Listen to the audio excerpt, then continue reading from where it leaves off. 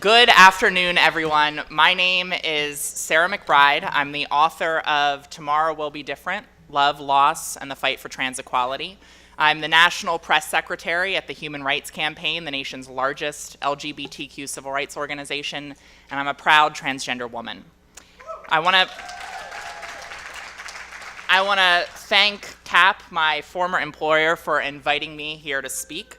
And I want to see my boss clapping in the background there.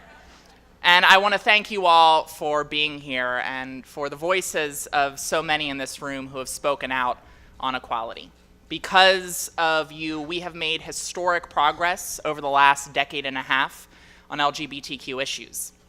But today, we come together at a moment of choosing for our community and our country. And we must decide whether we will be a nation that says there's only one way to love, only one way to look, and only one way to live, or whether we will be a nation where everyone has the freedom to live openly and equally. Right now in America, LGBTQ people are still targeted by hate that lives in both laws and in hearts. Many LGBTQ young people wake up in the morning and wonder whether the heart of this country is big enough to love them too. Since taking office, Donald Trump and Mike Pence have governed the exact same way they campaigned, with bigotry, with bluster, and with disdain for this country's most fundamental value, that we are all created equal. Just weeks after taking office, this administration rescinded life-saving guidance promoting the protection of transgender students, targeting these young people for bullying during the school day ahead.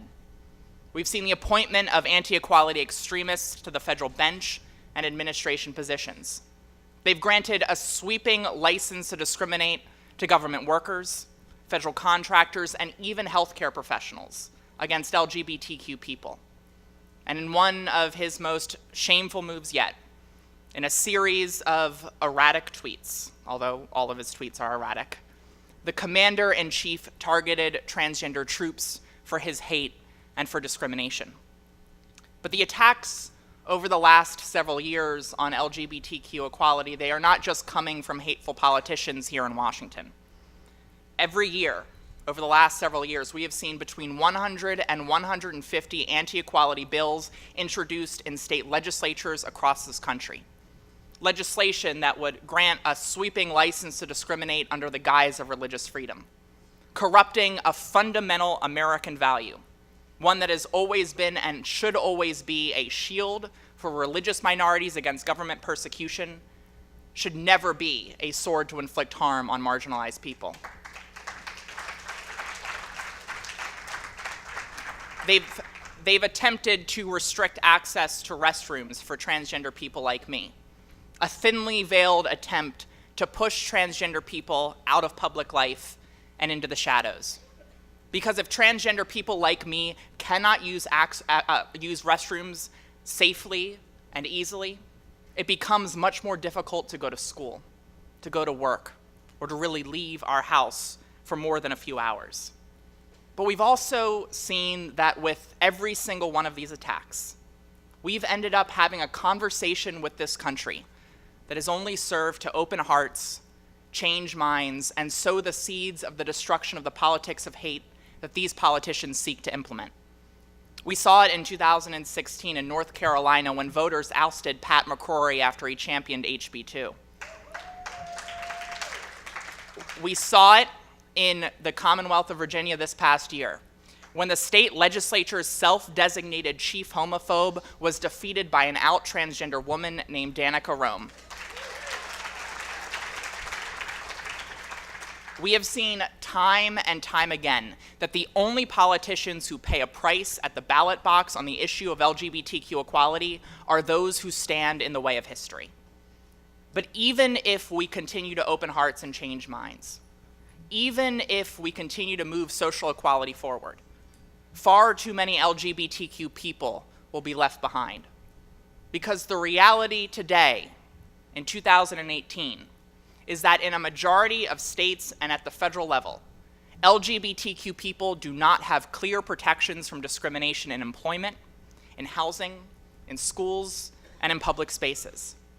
Same-sex couples can be married on Sunday, but LGBTQ people writ large can be at risk of being fired from their job, denied housing, or kicked out of a restaurant on Monday simply because of who they are.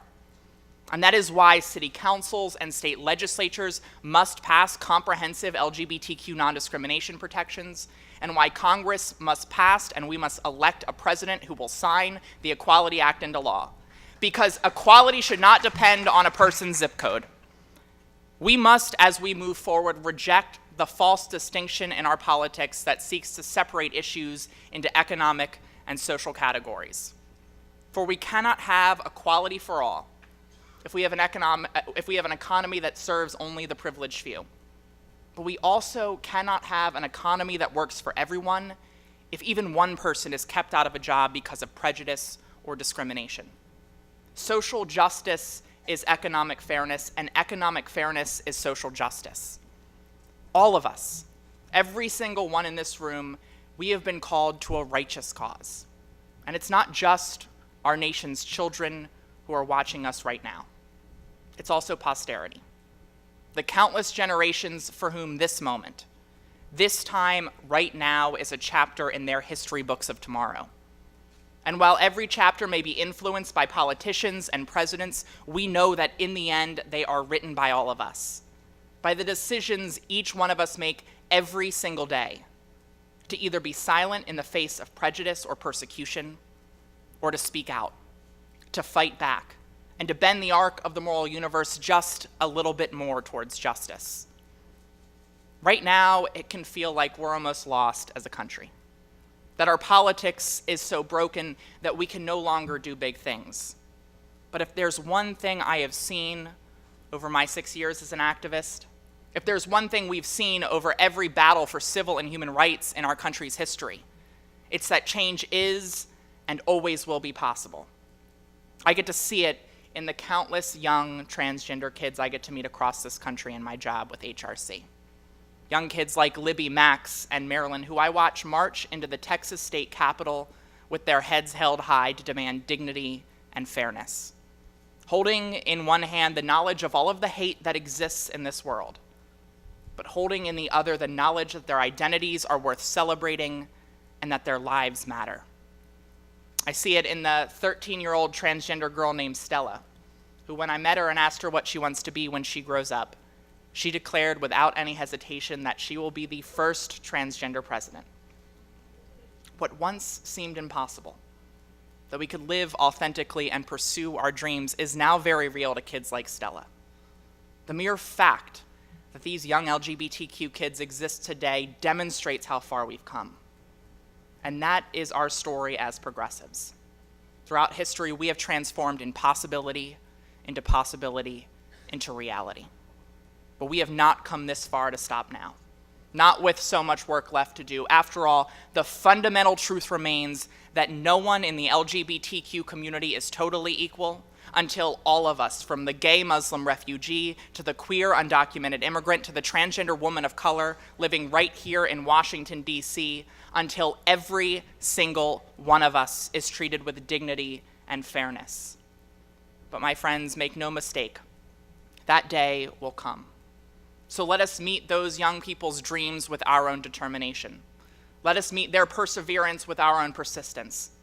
Let us reclaim the soul and story of America from those who wish to roll back the clock on our progress, and let us finally build a world where no child must be forced to defend their dignity or give up on their dreams.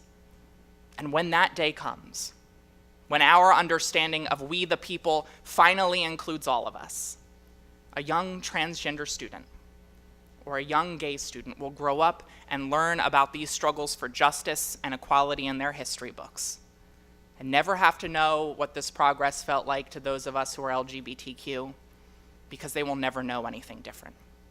And that will be because of LGBTQ people who marched and fought for a better tomorrow. It will be because of advocates and activists at organizations like CAP who dreamed of a different world. It'll be because of allies in this room who spoke out and fought back. It will be because of all of us.